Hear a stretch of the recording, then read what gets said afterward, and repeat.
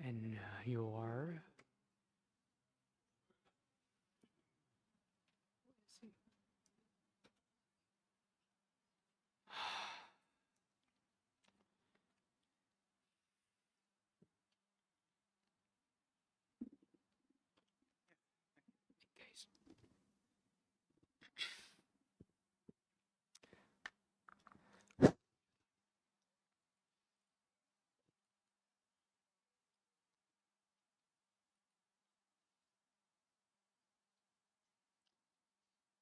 OK， 各位女士、各位先生、各位媒体朋友，大家好，欢迎出席欧洲议会外交委员会代表团访台记者会。坐在我右手边的就是访问团的团长。那这次欧洲议会的访问团呢，是继前年欧洲议会外来势力干预欧盟民主程序及假讯息特别委员会，以及去年国际贸易委员会来访后，欧洲议会第3次组团来访。外交部感谢欧洲议会以实际的访台行动支持台湾，也象征台湾与欧盟的关系更往前推进。今天的记者会呢，将由团长来说明此行访问的目的以及想要达成的目标，也会接受媒体朋友的提问。Ladies and gentlemen, friends from the media, welcome to the press conference for the delegation from European Parliament's Committee on Foreign Affairs. Seated on my right is the Honorable Urmas Paet, Vice Chair of the Committee on Foreign Affairs. This marks another important official European Parliament delegation in 3 consecutive years, following the visits of the Special Committee on Foreign Interference and Disinformation and the Committee on International Trade. The Ministry of Foreign Affairs extends its heartfelt appreciation for the delegation's support, as their visit symbolizes the strengthening of Taiwan-EU relations. During this press conference, the head of delegation will discuss the goals of his visit and also leave time for questions from the media. 首先介绍今天的贵宾是欧洲议会的议员兼外交委员会副主席白艾特副主席。Allow me to first introduce our distinguished guest, the Honorable Urmas Paet, Vice Chair of the Committee on Foreign Affairs, and also former Minister of Foreign Affairs of Estonia. 首先，我们请白艾特副主席为我们说几句话。To begin, I would like to welcome the Honorable Urmas Paet to deliver his opening remarks. So, well, once again, good evening, and thank you for coming. Glad to see you, and glad to be once again in Taiwan. So it's true, we are here with the European Parliament Foreign Affairs Committee delegation. In the delegation, we have 8 members of the European Parliament from 7 different European member states, and actually from all important political groups, so that all the variety of European politics is also here represented. And I guess that this is in this sense important, that as you see that majority of European political groups are here, it also clearly shows the interest and support of the European Union and of the European Parliament to Taiwan is really, well, very strong and more or less consensual. 各位晚安。那么也非常高兴，先感谢各位媒体朋友们呢，今晚来到这边拨冗出席。那也非常高兴能够再次造访台湾。我们这一次呢，就是一个欧洲议会的外交委员会的一个访问团，我们总共有8名团员，来自7个会员国，那代表着非常多不同的重要的政治组织。所以呢，从我们这一次访问团有大部分的政治组织这一点看来呢，可以看得出，欧盟也好，还是欧洲议会也好，对台湾的兴趣以及支持都非常的强劲，也是我们共同的共识。With this visit, we also visited Japan yesterday and day before yesterday, and from Japan last night we came here to Taiwan. And the main aim for this visit is clearly express the interest of the European Union to deepen our cooperation and relationship with democracies, with democratic societies also here in Asia. And in this sense, Taiwan is a very important and strong partner as a society where human rights are very important, where democratic values are very important, so that this is one of our clear goals why we're here. We also, of course, like to stress the need for more cooperation, be it in business relations, trade relations, but also these days, the trade and investment cooperation between the European Union and Taiwan is very strong, and also vice versa. Investments from Taiwan to the European Union, and of course they all are welcome also in the future. 此次访问呢，事实上我们这个亚洲行，我们上一站是在日本，昨天跟前天在日本访问，昨天晚上我们飞抵了台湾。我们这次亚洲行的目标就是我们要去进一步强调我们欧盟对于跟亚洲民主国家的一些深化关系以及深化合作的这样的兴趣。这样子的一个伙伴当然包括台湾，因为台湾是欧盟很重要的伙伴。那么我们也知道台湾这个社会呢是非常重视人权价值的一个社会，因此我们也特别强调我们对于深化跟台湾关系的兴趣。那我们这边也特别强调，就是我们需要跟亚洲国家这边进一步有更强化、更深入的商务以及贸易的合作关系。尤其近来呢，我们也看到台湾跟欧盟之间，无论是贸易还是投资，其实都有深化的一个现象。台湾对欧盟的投资当然也是进一步在增加。那未来台湾对欧洲的投资呢，都是十分欢迎的。And as you know, the biggest problem at the moment for Europe is ongoing Russian aggression against its neighboring country, Ukraine. And in this regard, it is very highly appreciated that Taiwan took very quickly, very clear position, condemning this Russian aggression against Ukraine. And not only Taiwan made political clear statements, but you also have assisted Ukrainian people, and it's also not only government, but also your people who donated for Ukraine and Ukrainian people who are suffering under Russian attacks. And of course, it's also very much needed in foreseeable future, because it is absolutely important that Ukraine will get back full control over its all territory, and this war ends the way that aggressor will not have any further intention to continue attacking its neighbors. And that's why it's also important that there will be no impunity, that all of them who have responsibility for war crimes, crimes of aggression, will be in the court of justice, and also aggressor country has to pay for rebuilding Ukraine for all these damages they have caused. But for this, of course, also international cooperation and support is very much needed, and that's why, once again, I'm very grateful what Taiwan already has done supporting Ukraine, but it's not over yet. 那么众所周知，现在欧洲当前最重要的问题就是俄罗斯还在持续入侵乌克兰。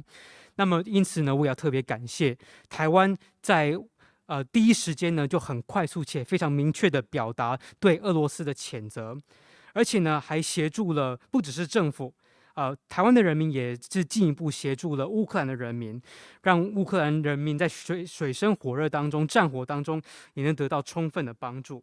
那在近期的未来当中，这样子的帮助还十分的需要。而且呢，我们也希望说，当前最重要的课题就是能够让乌克兰实现能够收回他们在这次战争当中所有的失土。那希望说，当这个战争结束的时候，所有的这个侵略者都不会有进一步侵略的意图。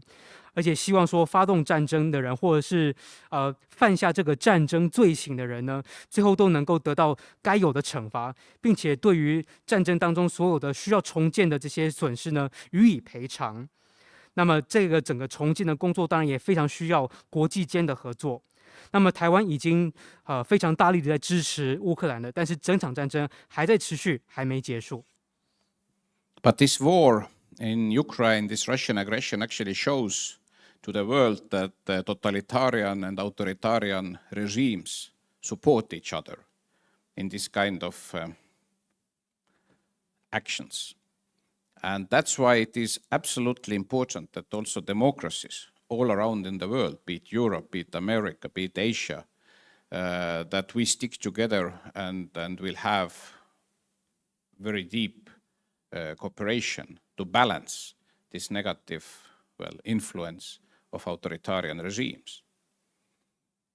Just recently, also the leaders of the European Union countries decided that there will be now special attention also from Europe, from the European Union to Asia-Pacific region. And of course, developments also here in your area. And it must be also absolutely clear that whatever disagreements there are, or whatever problems there are, the only solution which is in accordance with the international law, with human rights, is peaceful solution. And that actually should be must in international affairs. Unfortunately, it's not the case, as you all see what's going on in Ukraine. But to avoid possible new escalations in the world, it is very important that countries who still see that human rights is important, that international law is important, that rules-based order in the world is important, that we do much more cooperation than ever, including in security sector. 我们知道，在俄罗斯入侵乌克兰的这场战争当中，向我们全世界彰显了独裁政权是会互相合作的。因此呢，在整个民主的世界，无论是在欧洲、美洲还是亚洲呢，都必须要团结在一起，要深化彼此的合作，来跟威权的这个阵营之间呢进行抗衡跟平衡。因此呢，欧盟的各国领导人其实都进一步再重新关注亚太地区这边相关的发展。那事实上，在整个民主世界当中所重视的，无论是有任何的协议也好，还是面对任何的问题要解决也好，所有的解决方案都必须要符合国际法、人权的原则，还有和平的原则。可惜我们在乌克兰看到说，其实这样子的一个战争状况呢，已经违反了这些原则。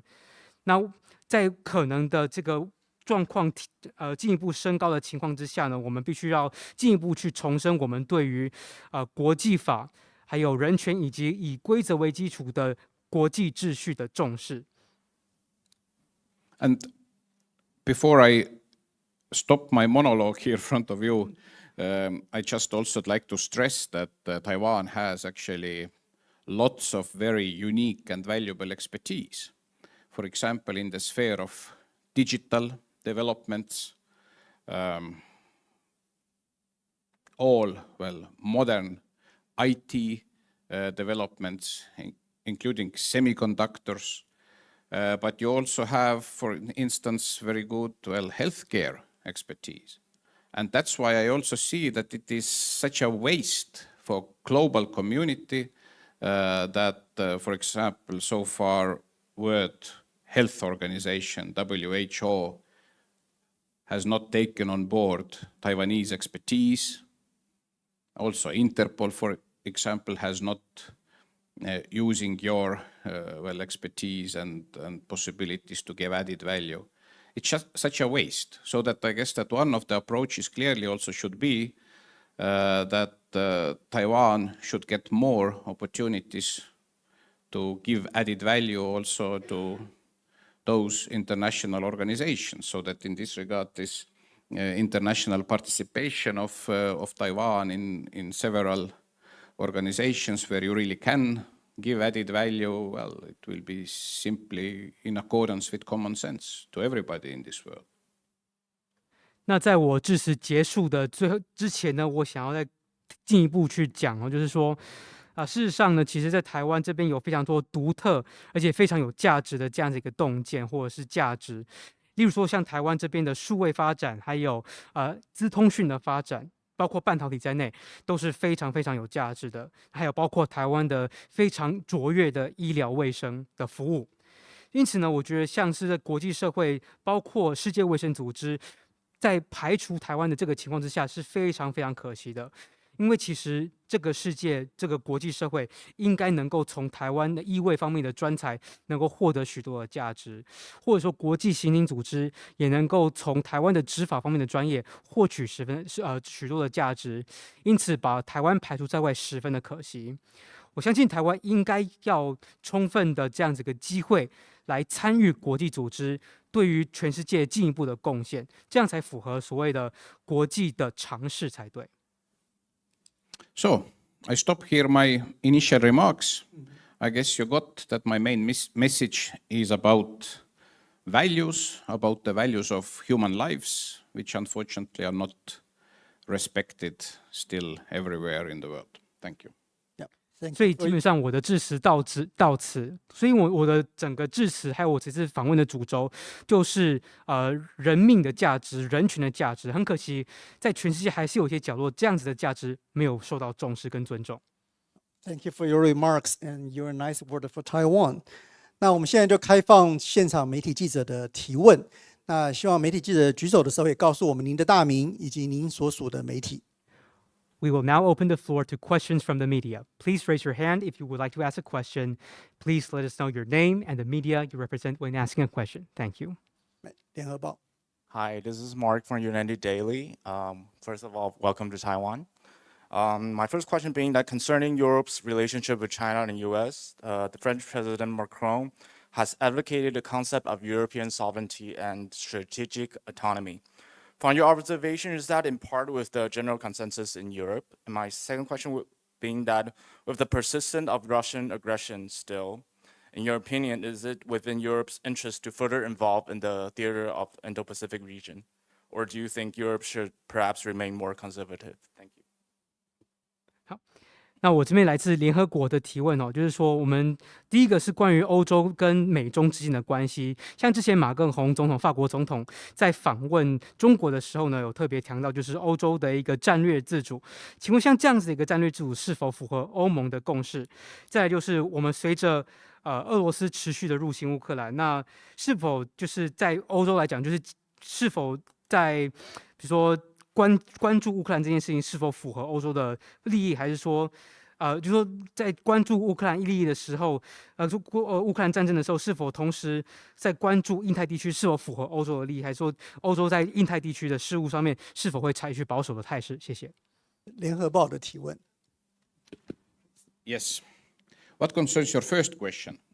Actually, there is no conflict in between the understanding that Europe needs to be more autonomous, in this sense, has to take more care also about itself and manage more things on its own, and on the other hand, to make as much as possible cooperation with the United States and all other democracies. There is actually no conflict in between these two concepts. Because, for example, when we speak about security, then also the security cooperation, for example, in the frame of NATO, is stronger if also Europe can more to contribute. We see at the moment with this also military assistance to Ukraine that it's not enough if we look at only European resources.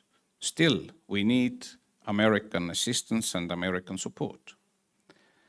So that it's obvious that Europe has to do more to increase, in this sense, autonomy, that we can cope with crises and problems better.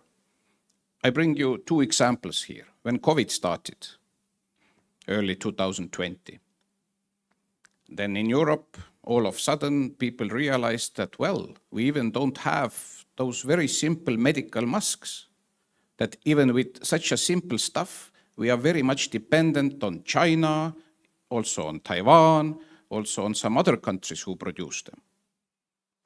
And it was very clear weak point for Europe. And now with this huge security crisis with Russian aggression against Ukraine, again, the same. We discover that if there will be, and there is, full-fledged war against European country, it's not enough to use only European resources. We need also support from Americans and others. And it should be better. So that in this sense, as I said, I don't see here conflict, because stronger Europe, and Europe who can better manage also crises and during difficult times to cope with them, is also better partner for others. I mean, for United States or any other our democratic partner and ally. So that there is no conflict. And I'm very big supporter, and not only me, but I would say also looking at European Parliament resolutions, that also the majority of the European Parliament sees clearly that we need even stronger common foreign and security policy of Europe. And in this sense, it is even more stronger if we can consult, for example, with our other allies on common Russia policy, on common China policy, and so on. Because now, I guess that more or less this common Russia policy finally works. Yes, the reason is very sad why it finally works.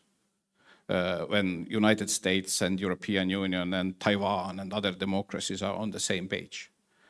But I guess that it would be also wise to have, for example, between United States and the European Union more consultations and common policies, for example, vis-à-vis China. So that, and this comes actually from the same concept which I described. When authoritarian regimes are making more and more cooperation, then there is no other way than democracies have to do the same to balance this influence. I had this example that, well, Taiwan reacted very quickly when Russia attacked Ukraine once again last year. So it also shows clearly that also here, in Asia, in your part of the world, you also care what is going on, you know, on the other side of the globe, in Europe. And I would say that the same applies also for Europe. So that my short answer would be that, of course, we care what is going on here. Because in today's world is so small, we all know that something happens here and the impact is global.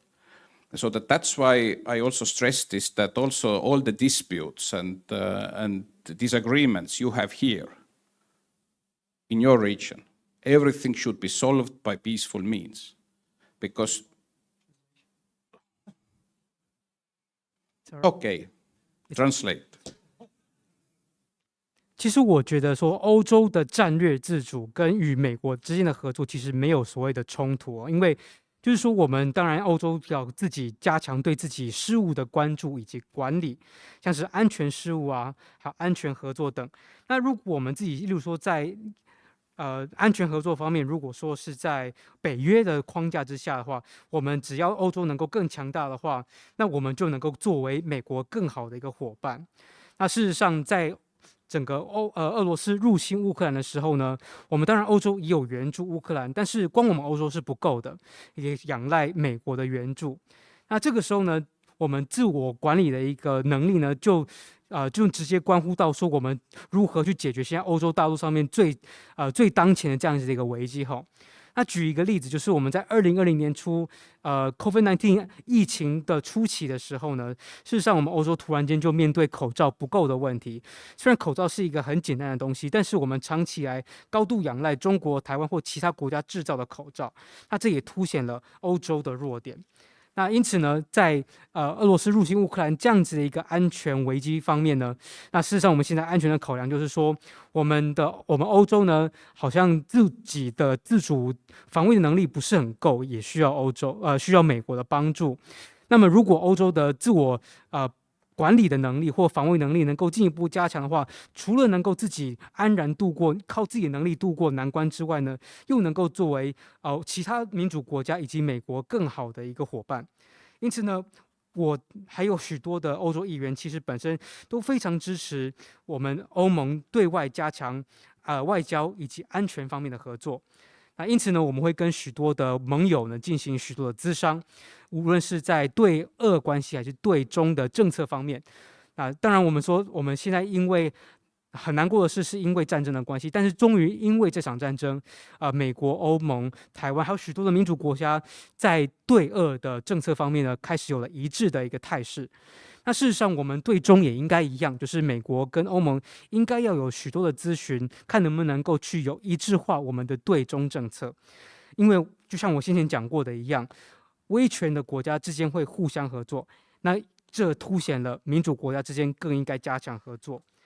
那我先前也指出了，台湾其实在俄罗斯入侵乌克兰的初期呢，就很快速的去进行了谴责。那这也明确指出了亚洲其实对于欧洲的事务是非常关切的。反之亦然其实我们欧洲非常在乎亚太地区，因为现在世界很小，是个地球村，因此对我们欧洲人来讲，亚太地区有任何的事务或者是纷争要解决，一定要是秉持和平的原则。Because of war in Ukraine, there is much higher risk for many African countries of starving. Because Ukrainian grain, Ukrainian food products cannot reach anymore those countries. So that you see very clear impact to third countries, even to third continent, because of Russian-Ukrainian war. If you look at your region here, majority of trade, majority of transit between Asia and Europe and the rest of the world goes just next door of Taiwan. We all can imagine, and it's not only the issue of imagination, but it's already calculated, what could be the impact for global economy if this kind of trade route here will be disrupted. I spoke about semiconductors. Again, Taiwan, but also other countries in the region, Korea, also China, even Japan in certain amount are huge exporters of semiconductors in the world. Again, if there will be serious disruption, the hit to the world economy will be huge. So that in this sense, everything is linked with everything in today's world. Yes, you have in your neighborhood this very strange and awful and horrible regime of North Korea. Again, we may say that it's regional stuff, but not. If they really manage to produce nuclear weapon, then, I guess it is immediately global problem and global concern. So that's why, once again, only peaceful solutions are those which can bring some benefit from using violence, using power, attacking smaller neighbors. From this comes only disaster all around the world. 那我们从乌克兰战争当中看到了，就是因为乌克兰本身就是主要出口谷物给粮食给非洲国家的一个地区因此整个非洲国家因为这场战争导致有大饥荒的一个现象，因为谷物没法出口过去。再反观亚太地区因为我们知道说，从欧陆跟亚洲大陆太平洋地区之间的这样子一个贸易路线航线，有很大量是经过台海的。所以我们其实不用想象，就算用想象的也好，或者用计算的也好，我们都知道，台海如果发生战争，对于全球的经济造成莫大的影响。我先前已经讲到半导体，我们也知道说，像台湾也好、南韩也好、日本也好，还有中国，其实也是都有在出口半导体产品的。所以，我们不难想象，这个地区如果出现了很大规模的影响的话，是牵一发动全身的。更何况还有一个北朝鲜在那边，他们有核武。那如果用战争的方式来解决纷争的话，那一定是引起全球的问题。因此，我还特别呼吁，有任何纷争一定要用和平的方式解决，否则如果是大国去侵略小国的话，那只有灾难的结果。Any further questions? 有没有其他的提问？来 Or solutions? Hello, parliamentary. I'm Peru from Focus Taiwan. We know that Canada and Taiwan have recently commenced formal talks on investment, and just today, Taiwan and the UK announced a similar initiative. And we also know that Taiwan has expressed an interest in signing a bilateral investment deal with the EU, and the EP has actually supported this idea. So I'm wondering how you see that the European Commission has shown hesitance and even perhaps reluctance to begin BIA talks with Taiwan, and is there anything else that you think that the EP could do to encourage the EC to begin preparations on this? Thank you. 最近台湾跟英美之间其实都有许多的相关的投资协定的一些进展哦。那其实欧洲其实本身也有相关的兴趣，例如说像是欧洲议会本身也是支持的一个态度。可是那你怎么看待就是欧洲执委会这方面的态度？就是虽然说议会支持，但是执委会是否是支持的呢？还是可能是比较被动，或者是比较没那么有高的意愿的？那如果是如此，那请问欧洲议会要怎么做才能够去进一步鼓励执委会的这样子的一个行动？ European Union, of course, is very powerful, but at the same time also very complicated organization, because you can imagine if you have 27 countries and to reach consensus, it's not the easiest task. And this actually, I guess, describes immediately the talks with Taiwan will begin if 27 European Union countries all are in the opinion that now it's time to start. Correct, European Parliament expressed its will that it would be a right thing to do, but it's not enough. In European Union decision-making system, you also need, in this sense, support from all member states. So that in this sense, my feeling is that it will move, but it takes a little bit of time. At the same time, I guess positive side is that even without this agreement, the investments are anyway moving in rather big capacity from Europe to Taiwan and vice versa. So that in this sense, the absence of this agreement is not so big obstacle for real life, for real investments and real interest to each other. But of course, it would be good if we also can on a contract level to regulate it. So that I think it happens. When exactly it happens, I don't know. It takes most probably a few years. But yeah, for this, we need that all member states in final end are on board. 当然，我们知道欧盟是一个很大规模的组织，同时也是很复杂的组织。想象一下，27个国家要凝聚一个共识，不是容易的事情。所以说，如果要跟台湾有进一步这样子的一个洽谈，就必须要27个会员国都一致同意是时候了，可以跟台湾谈了。当然，我们欧洲议会的态度是，的确，跟台湾谈相关的协议呢是正确的事情。可是，光是我们的意见跟支持并不够，还必须要有来自所有会员国的支持。所以我们知道这样子的事情势必是要时间。但即便没有这个协议事实上台欧之间双向的投资一直都在成长。可见的没有投资协议这件事情并不是太大的阻碍。当然，如果有相关的协议能够让跟台湾之间的互相投资能够进一步入法化的话，那当然是最好的。只是说，如果我们要做到这一步，还势必需要时间。还有没有其他的提问？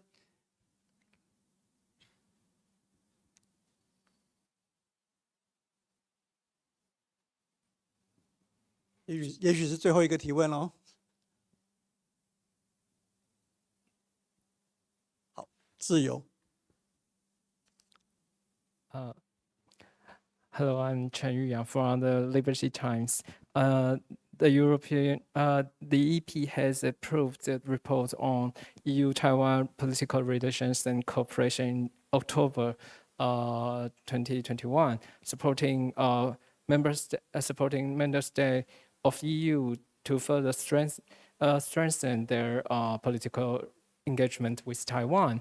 And since 1 year and 9 months, what is your thought about the result? And has the EU administration done enough things then? Thank you.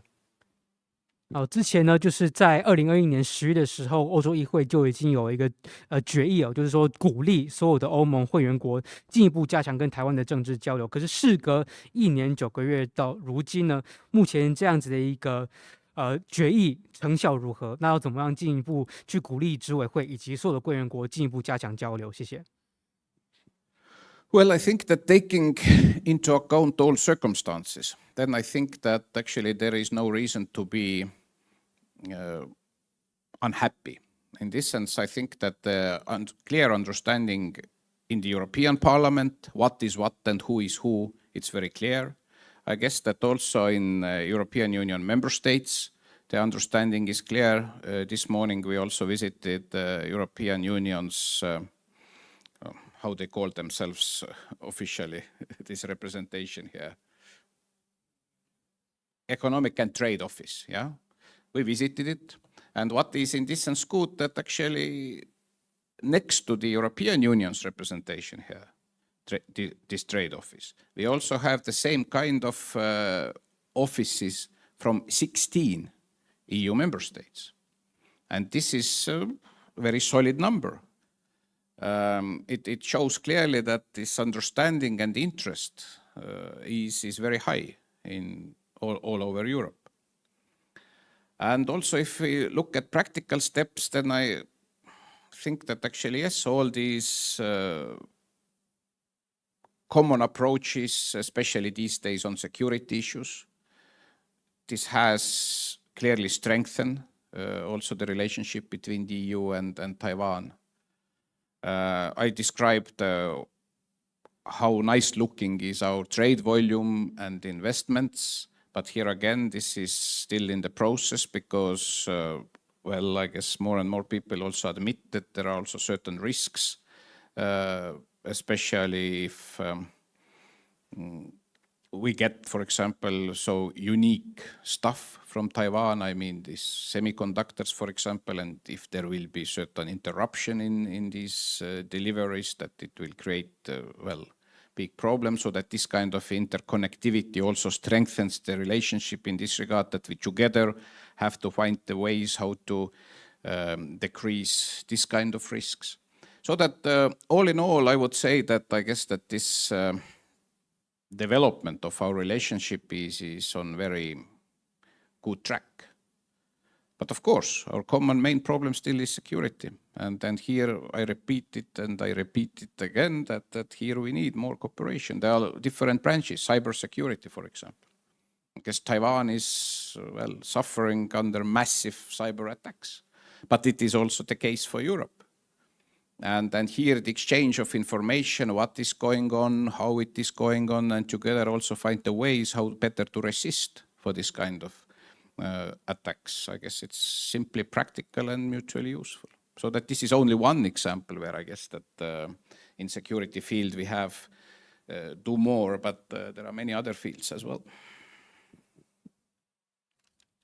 那事实上呢，我们基本上就以目前台欧之间交流的状况，我们都非常的理解，个别的会员国都理解。那我们欧洲议会也都非常的理解。例如说，我们欧盟在台湾呢，就有一个欧洲经贸办事处。那事实上就等于相当于是我们欧盟在台湾的一个代表处。那事实上呢，除了我们欧盟层级的代表处之外，也有16个欧盟会员国在台湾也都设有代表处。那因此，其实欧盟的层级以及许多的欧洲国家对于跟台湾之间的实质交流都非常有高度的兴趣。那就以实际的进展方面呢，事实上呢，台湾跟欧盟之间的安全的方面的一个关系呢，是进一步在拉近的。例如说，我刚刚也提到了，就是台湾跟欧盟之间的，无论是投资额还是贸易额，我都非常的看好。那当然，台欧之间的贸易也存在着许多的风险，例如说，像是半导体，台湾本身是算是蛮独特的一个供应来源。那这个台海地区有出现任何的一个状况，可能都会造成相关的风险等等。那当然是我们必须要进一步合作去进一步管理的。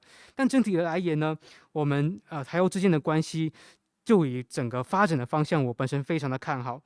那我也要重申就是我们台欧之间也要进一步去做加强安全合作。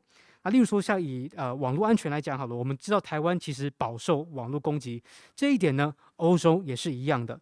因此，我们可以跟台湾跟欧洲之间可以互通有无，分享各自彼此的状况，看怎么样彼此互相的扶植。这是一个很务实也非常有用的一个合作方式。那刚刚就是以网络合作作为一个例子，那事实上我们能够合作的项目还不胜枚举。好，我想我们限于时间呢，我们今天记者会必须停在这里。我们非常谢谢 Mr. Byert 你的讯息，那也谢谢今天媒体记者朋友的出席。那我们希望我们的访团在台湾的一切参访都能够顺利，也希望台湾跟欧盟的关系能够更加的深化。Due to time constraint, we would like to stop here, and I will also like to once again thank the Honorable Urmas Pait for attending today's conference. We also thank all of you, friends from the media, for attending today's conference. And it is also our hope that Taiwan-EU relationship can be further strengthened in the future. Thank you. So it's already finished. I thought that we just started. But anyway, thank you for coming. Always pleasure to see you. And well, enjoy the evening because it's nice wind outside. 非常谢谢各位的前来那非常高兴能够跟大家见面。请大家有个美好的夜晚。今天的风非常的凉快。谢谢大家的出席，谢谢。Thank you for your participation.